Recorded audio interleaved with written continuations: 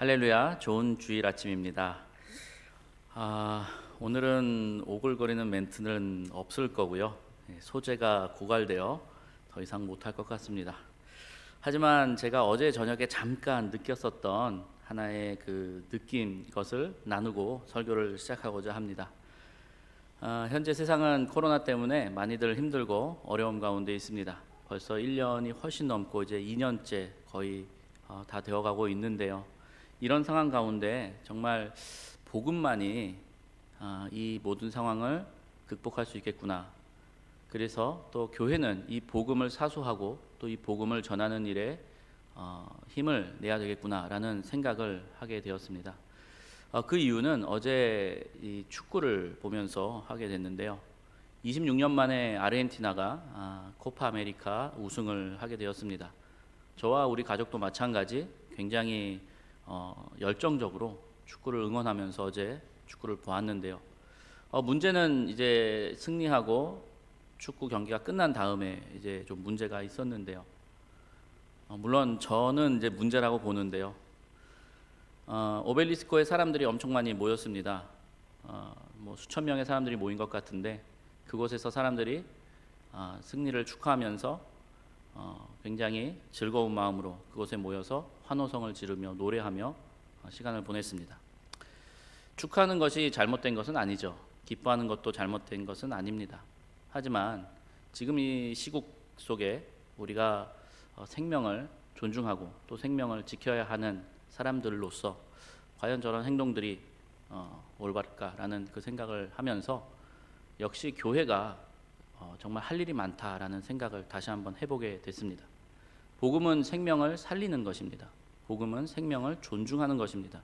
예수님도 마찬가지 이 땅에 오셔서 복음을 전하실 때 그 생명을 존중하시며 또한 생명을 살리시는 그 일을 하셨습니다. 따라서 이제 교회는 이 일을 맡아서 해야 되는 의무가 있는데요. 역시 어제 그 상황들을 보면서 교회가 이 땅에서 할 일이 많겠구나, 우리가 이 땅에서 해야 할 사명감이 이만큼 있구나라는 생각을 다시 한번 해보게 됐습니다. 하나님께서 우리를 이곳에 이 땅에 보내신 것은 분명한 이유가 있다는 것, 그리고 그 이유는 우리가 하나님의 복음을 전하는 일에 힘을 써야 된다는 것임을 어제 느낀 것 한번 나누고 오늘 말씀을 시작하겠습니다. 오늘 시편 말씀은 많은 사람의 사랑을 받는 성경 구절입니다. 그리고 기독교인이라면 분명 외우고 있거나 또 너무 많이 읽은 성경 구절일 거라 생각을 합니다. 이처럼 본 시편 말씀은 많은 사람들에게 위로가 되는 말씀이 분명합니다. 여호와 하나님을 목자로 표현한 이 시편은 불안정한 인생길에서 어찌할 바를 몰라 두려워하는 현대인에게 지정표가 되어줍니다. 그리고 내게 부족함이 없으리로다 라는 표현은 수많은 사람들의 로망으로도 여겨지기도 합니다. 왜냐하면 늘 채워도 채워지지 않는 허무한 인생을 사는 현대인에게 내게 부족함이 없으리로다 라는 시편 23편의 말씀은 그야말로 희망 자체가 되기 때문입니다. 더 많이 갖기 위해 끝없이 노력해야 하는 이 세상에서 부족함이 없다고 하는 것은 그야말로 행복의 비법이 아니겠습니까? 그렇다면 오늘 시편 23편 말씀은 세상 모든 것을 갖게 되어 이제 나는 부족함이 없다라고 하는 고백일까요? 세상의 물질에 대한 부족함이 없음을 말하고 있는 그런 고백일까요? 교회를 다니는 신앙인이라면 솔로몬의 전도서에 대해 들어봤을 것입니다. 솔로몬은 그야말로 정말 부족한 것 하나 없이 모든 것을 소유했습니다. 물질뿐만 아니라 권력과 인기도 가지고 있었습니다. 그런데 그랬던 그가 말한 것은 모든 것이 헛되고 헛되다입니다. 전도서 1장 2절 말씀입니다. 전도자가 이르되 헛되고 헛되며 헛되고 헛되니 모든 것이 헛되도다. 전도서 1장 14절 말씀도 있습니다. 내가 해 아래에서 행하는 모든 일을 보았노라. 보라 모두 다 헛되어 바람을 잡으려는 것이로다. 만약 시편 23편에 내게 부족함이 없으리로다라는 다윗의 고백이 물질적인 채움에 대한 고백이었다면 솔로몬의 전도서와는 상반되게 됩니다.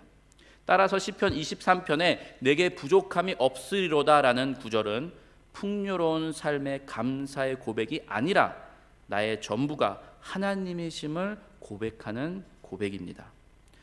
풍족해서 찬양하는 것이 아니라 하나님으로 만족해서 찬양하는 고백이란 말입니다. 그래서 더 이상 세상 것의 부족함으로 걱정하거나 실망하지 않으리라 고백하는 것입니다. 패전으로 폐허가 된 나라를 바라보면서 하나님을 찬양한 하박국 선지자의 찬양처럼 말입니다. 하박국 3장 17, 18절 말씀입니다.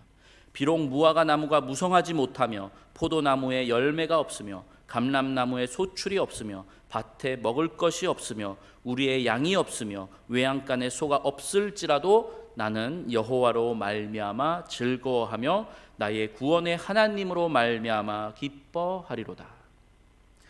하지만 아무리 이 말씀을 외우고 또 외워도 신앙의 삶에는 변화가 일어나지 않습니다. 이 말씀이 적힌 액자를 비싼 돈 주고 사도 불안한 삶은 늘 똑같이 불안합니다. 왜 그럴까요? 바로 이 말씀은 감상용 또는 장식용 말씀이 아니기 때문입니다. 그렇다면 어떻게 이해해야 하는지 이제 한번 살펴보겠습니다. 첫째는 하나님만으로 만족하는 것입니다. 1절부터 보겠습니다. 여호와는 나의 목자시니 내가 부족함이 없으리로다.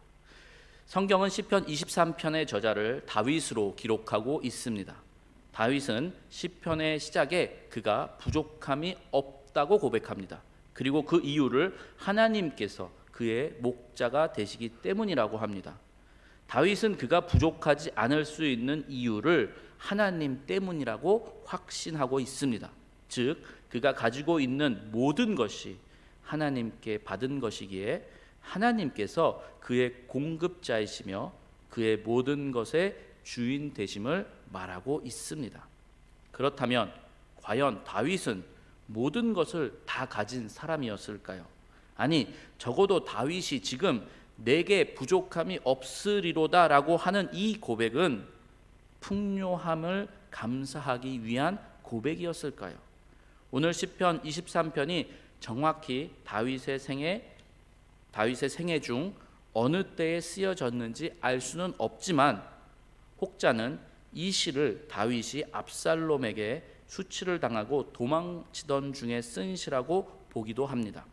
물론 정확한 것은 알 수 없지만 시편 23편의 전편 22편의 시작 부분에서 내 하나님이여 내 하나님이여 어찌 나를 버리셨나이까 라는 호소와 연결해서 생각해 본다면 본 시편은 다윗의 힘들었던 시기에 쓰여진 것으로 예상해 볼 수 있습니다.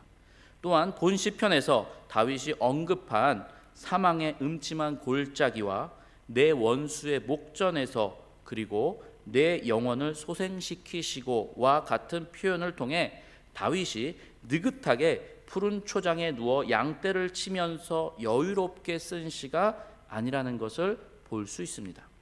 그래서 시편 23편이 쓰인 정확한 때는 알 수는 없으나 다윗의 인생 가운데 어렵고 힘들 때 쓰였을 것으로 충분히 예상해 볼 수 있을 것입니다. 그래서일까요? 오늘까지도 시편 23편이 우리에게 은혜롭게 전달되는 이유는 다윗의 어려움이 우리의 어려움에 투영되어 우리로 하여금 공감하게 해서가 아닐까 생각해 봅니다.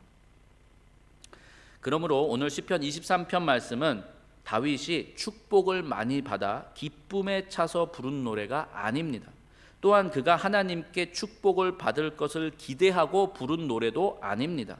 물론 하나님의 말씀은 근본적으로 축복의 말씀이기 때문에 시편 23편 말씀에 하나님의 축복이 없다는 것은 아닙니다. 하지만 그 축복을 오해하거나 남용하거나 과하게 포장해서 이해하게 되면 잘못된 신앙관을 갖게 되고 지속해서 잘못된 신앙의 올무에 걸려 자유롭지 못한 신앙생활을 하게 될 위험이 있습니다. 그렇기 때문에 오늘 본문에 부족함이 없다라는 다윗의 말에서 우리는 그것을 풍요함으로 이해하거나 동경해서도 안 됩니다. 도대체 얼마나 많이 가졌길래 부족한 것이 없다고 하는지, 얼마나 자랑할 것이 없으면 부족함 없는 것을 자랑하게 하는 것인지 라고 생각하면서 나도 다윗과 같이 되고 싶다는 잘못된 부러움에 빠지면 안 된다는 것입니다. 사실 이 세상에 부족함이 없는 삶은 존재하지 않습니다. 아무리 많은 것을 가져도 사람의 마음은 채워지지 않기 때문입니다. 스스로 목숨을 끊는 재벌들이나 마약으로 인생을 허무하게 마무리하는 유명 인사들의 사건 등을 통해 이 세상 무엇으로도 사람의 빈 마음을 채울 수 없다는 것은 이미 증명되지 않았습니까? 그런데 다윗은 내게 부족함이 없다라고 합니다. 아마 많은 사람이 이러한 다윗의 말에 매력을 느낄 것입니다. 그래서 그를 따라 하려고 단디 노력도 할 것입니다. 내게 부족함이 없다라고 한 다윗은 그 이유를 그런데 이렇게 말합니다. 바로 여호와가 나의 목자이시니 라고 말입니다. 그래서 신앙인들은 이 고백을 말하기 위해 하루하루 하나님의 은혜를 구하며 살아갑니다. 여호와 하나님이 나의 목자시니 라는 고백을 하기 위해 우리는 오늘도 하나님만 의지하고 하나님께 순종하기를 노력하는 것입니다. 하나님이 우리의 목자 되심을 전적으로 믿기 위해 우리는 발버둥 칩니다. 가끔은 내 마음대로 내 멋대로 살아가고 싶지만 그렇게 하지 않습니다. 세상 사람들 다 하는 불법도 우리는 신앙인이란 이유 때문에 그렇게 결정하지도 행동하지도 않습니다. 그리고 세상에 수많은 유혹에 빠질 수밖에 없는 우리지만 하나님께서 나의 목자 되신다는 약속 때문에 우리는 유혹을 이기곤 합니다. 그렇습니다. 다윗의 여호와는 나의 목자시니라는 말에는 나는 아무것도 할 수 없습니다. 그러므로 나의 목자 되시는 하나님만 의지합니다. 목자님, 나를 당신께 맡깁니다 라는 고백이 있습니다. 그래서 다윗이 위대한 것 같습니다. 그는 힘들고 어려울수록 오로지 하나님을 의지했기 때문입니다. 자기의 힘을, 자기의 능력을 의지한 것이 아니라 오로지 하나님만을 의지했습니다. 그렇게 했을 때 그는 내게 부족함이 없음이로다 라고 고백할 수 있었던 것입니다. 사랑하는 성도 여러분, 요즘처럼 전 세계가 힘들어할 때 우리는 어떤 고백을 할 수 있을까요? 많이 가졌을 때를 그리워하며 그때로 돌아가기 위해 하나님을 믿는 그런 고백? 또는 그나마 남아있는 것이라도 지키기 위한 신앙으로 발버둥 치는 그런 고백? 아닙니다. 우리의 고백은 비록 아무것도 없어도 난 여호와로 인하여 즐거워하리라 라는 고백이어야 합니다. 왜냐하면 우리는 우리 하나님께서 우리의 목자 되심을 분명히 믿기 때문입니다. 나의 목자 되시는 하나님 한 분만으로 만족할 때 시편 23편의 위대한 만족의 비밀의 삶을 살아가게 됩니다. 하나님은 지금 당신의 목자입니다. 당신이 지금 위험한 곳으로 달려가고 있을 때 그는 지팡이와 막대기로 당신을 붙잡아 주십니다. 세상의 헛된 것으로 매이지 말고 우리의 목자 되시는 하나님 한 분만으로 만족하며 살아가는 주의 자녀가 되길 주님의 이름으로 기원합니다. 둘째는 하나님의 인도하심을 따르는 것입니다.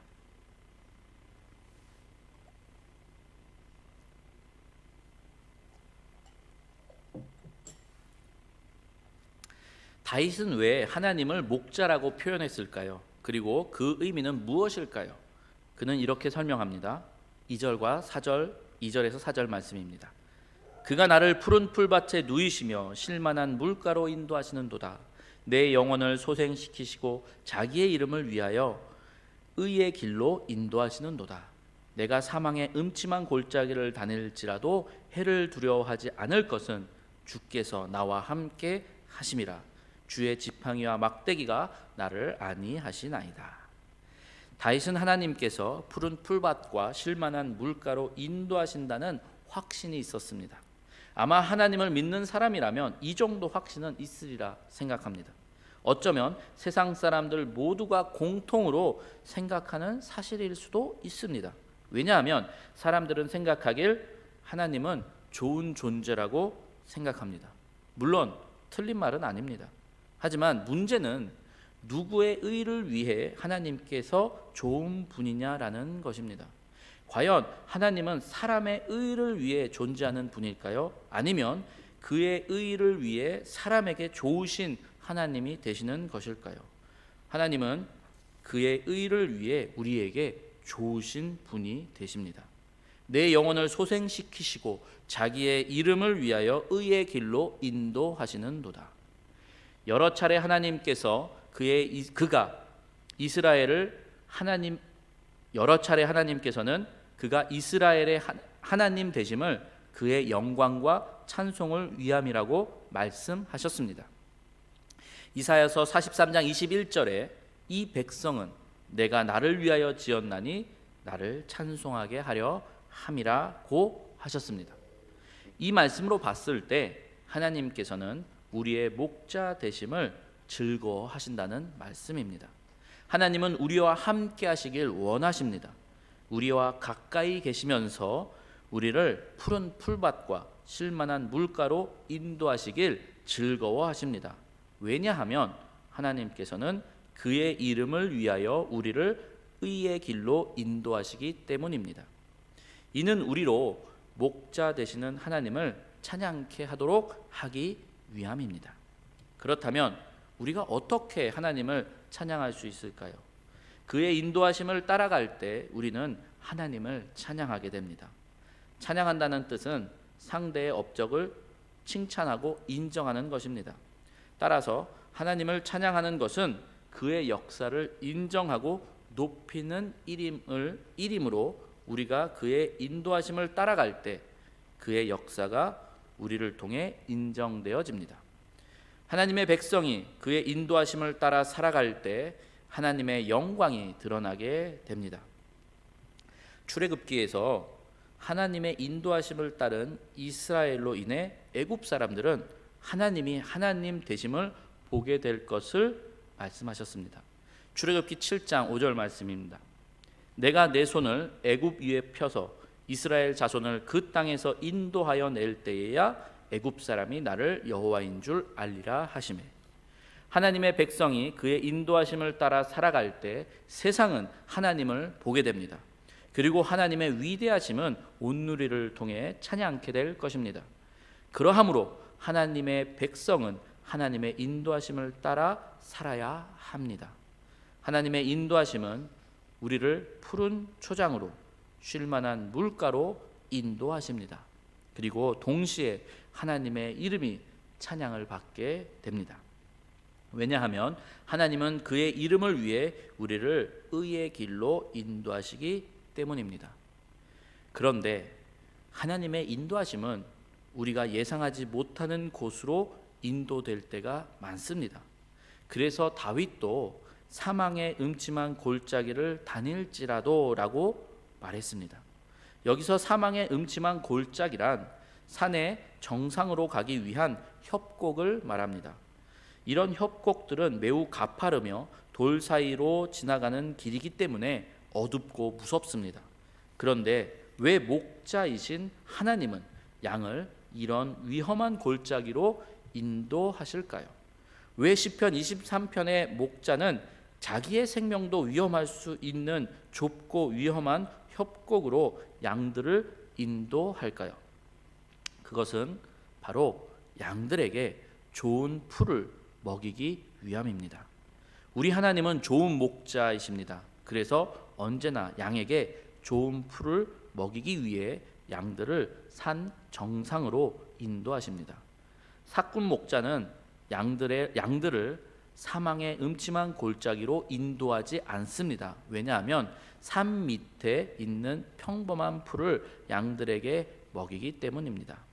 하지만 우리의 목자 되시는 하나님은 그의 양들을 사망의 음침한 골짜기로 인도해서라도 꼭 좋은 풀을 먹여주십니다. 비록 양들은 그 사망의 음침한 골짜기의 겁을 먹고 제자리에서 불안해하지만 좋으신 목자는 그의 지팡이와 막대기로 양들을 인도하십니다. 그리고 양들을 지키시는 이는 졸지도 아니하시고 주무시지도 아니하십니다. 그래서 양들은 무섭고 떨리지만 푸른 초장까지 가는 여정을 포기하지 않고 끝까지 목자의 뒤를 따라갈 수 있습니다. 왜냐하면 우리 하나님이 앞장서시기 때문입니다. 사랑하는 성도 여러분, 이제 우리는 앞장서 가시는 하나님의 인도하심을 따라가야 합니다. 지금 지나는 곳이 사망의 음침한 골짜기라 해도 푸른 초장과 쉴만한 물가로 갈 소망과 믿음을 가지고 계속 나아가야 합니다. 포기하지 마십시오. 힘들다고 포기하지 마십시오. 희망이 없다고 하지 마십시오. 다 끝이라고 단정지지 마십시오. 아직도 우리 하나님은 당신을 인도하고 계십니다. 그 인도하심을 따라 사망의 음침한 골짜기를 통과하시길 기원합니다. 우리 하나님은 결국 우리를 푸른 초장에 누이시며 쉴만한 물가에 도착하게 하실 것입니다. 마지막으로 셋째는 소망을 가져야 합니다. 5절과 6절입니다. 주께서 내 원수의 목전에서 내게 상을 차려주시고 기름을 내 머리에 부으셨으니 내 잔이 넘치나이다. 내 평생의 선하심과 인자하심이 반드시 나를 따르리니 내가 여호와의 집에 영원히 살리로다. 다윗은 여호와의 집에서 영원히 살 것을 소망했습니다. 이 땅에 소망을 두지 않고 영원한 하나님 나라에 소망을 두고 이 땅에서 살아갔습니다. 이 땅에서의 삶보다 하나님의 집에서의 영원히 살 것을 소망했다는 것입니다. 그는 한 나라의 왕이었음에도 이 땅에 소망을 두지 않았습니다. 힘도 있고 능력도 있고 재물도 있는 왕의 풍요로운 삶보다 영원한 하나님의 집에서 사는 것을 더욱 소망했습니다. 이 땅의 것에 소망을 두지 않고 영원한 하나님 나라의 가치를 두고 살았다는 것이죠. 마치 마태복음 6장에서 예수님께서 말씀하신 말씀처럼 말입니다. 한 사람이 두 주인을 섬기지 못할 것이니 혹 이를 미워하고 저를 사랑하거나 혹 이를 중히 여기고 저를 경히 여김이라. 너희가 하나님과 재물을 겸하여 섬기지 못하느니라. 우리는 다윗의 시편 23편을 보면서 하나님께만 소망을 가져야 하겠습니다. 그래서 잃어버린 것에 미련을 두지 않는 삶을 살아야 하겠습니다. 실패한 것에 대해 자책하지 말고 살아야 하겠습니다. 놓쳐버린 기회들에 대해 후회하지 않고 살아야 하겠습니다. 우리가 이렇게 할 수 있는 이유는 우리의 소망은 이곳에 있지 않고 하나님의 나라에 있기 때문입니다. 베드로전서는 이런 소망을 산소망이라고 했습니다. 썩지도 않고 쇠하지도 않고 그리고 하나님께서 우리를 위해 하늘에 간직하신 그곳을 향한 소망, 예수 그리스도의 부활로 얻어진 산소망이라고 했습니다. 베드로전서 1장 3절과 4절 말씀입니다. 우리 주 예수 그리스도의 하나님 아버지 하나님을 찬송하리로다. 그의 많으신 긍휼대로 예수 그리스도를 죽은 자 가운데서 부활하게 하심으로 말미암아 우리를 거듭나게 하사 산 소망이 있게 하시며 썩지 않고 더럽지 않고 쇠하지 아니하는 유업을 있게 하시나니 곧 너희를 위하여 하늘에 간직한 것이니라. 하나님께서는 우리에게 산 소망을 준비하셨습니다. 그의 유업을 잊게 하는 소망입니다. 그렇기 때문에 우리는 이 땅의 유업으로 인해 실망하거나 좌절하지 않아도 됩니다. 이 땅의 유업이 전부가 아니기 때문입니다. 예수 그리스도의 부활로 얻어지는 이 산 소망은 모든 성도의 소망이 됩니다. 그리고 하나님께서 우리를 향해 원하시는 마음입니다. 사랑하는 성도 여러분, 하나님께서는 우리의 목자가 되십니다. 그리고 우리를 푸른 초장과 쉴만한 물가로 인도하십니다. 비록 그 여정이 사망의 음침한 골짜기로 지나야 한다고 할지라도 우리가 해를 두려워하지 않을 것은 하나님의 지팡이와 막대기가 우리를 안위하기 때문입니다. 지금 당신은 어디까지 하나님의 인도하심을 받으셨습니까? 혹시 사망의 음침한 골짜기에서 주저앉아 울고 계시지는 않습니까? 길을 잃어버린 양처럼 목자의 구원을 바라고 있지는 않습니까? 우리 하나님은 절대 그의 양을 포기하지 않으십니다. 그는 단 한 마리의 양도 잃어버리지 않으실 것입니다. 우리가 그를 잃어버릴 수는 있지만 그는 우리를 절대 잃어버리지 않으십니다. 말씀을 이제 마무리하겠습니다. 하나님은 우리의 목자 되십니다. 그래서 우리에게 부족함이 없습니다. 다윗의 내게 부족함이 없으리로다와 같이 우리도 오직 하나님만으로 만족할 수 있기를 바랍니다. 저는 사도 바울이 이 은혜를 잘 알고 있었다고 생각합니다. 그래서 사도 바울도 빌립보서 4장에서 내게 능력 주시는 자 안에서 내가 모든 것을 할 수 있다고 고백한 것입니다. 즉 하나님 안에서 그는 자족을 배웠다고 고백했습니다. 빌립보서 4장 11절에서 13절 말씀입니다. 내가 궁핍함으로 말하는 것이 아니라 어떠한 형편에서든 나는 자족하기를 배웠노니 나는 비천에 처할 줄도 알고 풍부에 처할 줄도 알고 모든 일 곧 배부름과 배고픔과 풍부와 궁핍에도 처할 줄 아는 일체의 비결을 배웠노라. 내게 능력 주시는 자 안에서 내가 모든 것을 할 수 있느니라. 사도 바울은 어떤 상황에도 처할 수 있는 일체의 비결을 배웠다고 합니다. 그리고 그 비결은 하나님께서 주시는 능력이라고 고백했습니다. 그래서 하나님만으로 만족하는 은혜의 삶을 살아가는 성도는 하나님의 능력으로 살아가게 됩니다. 그래서 하나님의 이름을 위해 의의 길로 인도하시는 그의 인도하심을 따라 살아야 합니다. 나를 통해 하나님의 영광이 드러나고 세상이 하나님을 찬양하도록 해야 합니다. 그리고 마지막으로 하나님 나라를 향한 소망을 가지고 살아가야 합니다. 예수 그리스도의 부활로 인해 얻어진 그리고 하나님께서 우리를 위해 준비해 두신 그 산 소망을 가지고 살아야 합니다. 이렇게 살아갈 때 우리는 시편 23편의 말씀을 삶으로 구현하며 살 수 있습니다. 다윗처럼 말입니다. 여호와는 나의 목자시니 내게 부족함이 없으리로다. 그가 나를 푸른 풀밭에 누이시며 쉴만한 물가로 인도하시는도다. 내 영혼을 소생시키시고 자기 이름을 위하여 의의 길로 인도하시는도다. 내가 사망의 음침한 골짜기로 다닐지라도 해를 두려워하지 않을 것은 주께서 나와 함께 하심이라. 주의 지팡이와 막대기가 나를 안위하시나이다. 주께서 내 원수의 목전에서 내게 상을 차려주시고 기름을 내 머리에 부으셨으니 내 잔이 넘치나이다.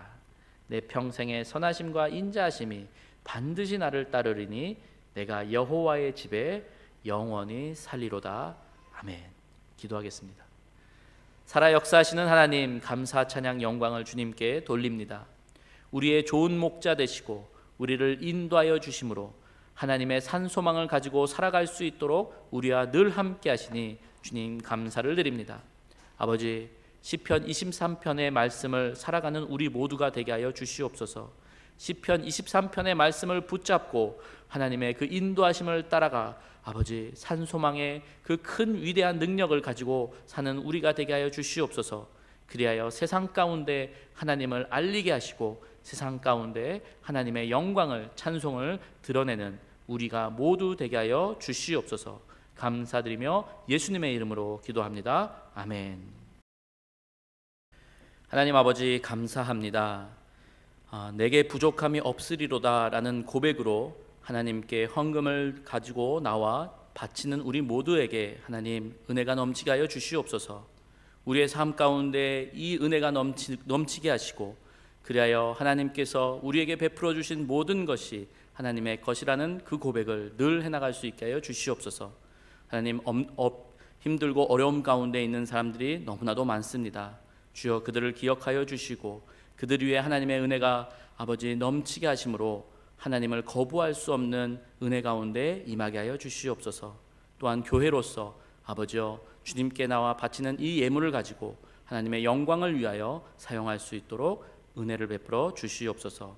감사드리며 예수님의 이름으로 기도합니다. 아멘.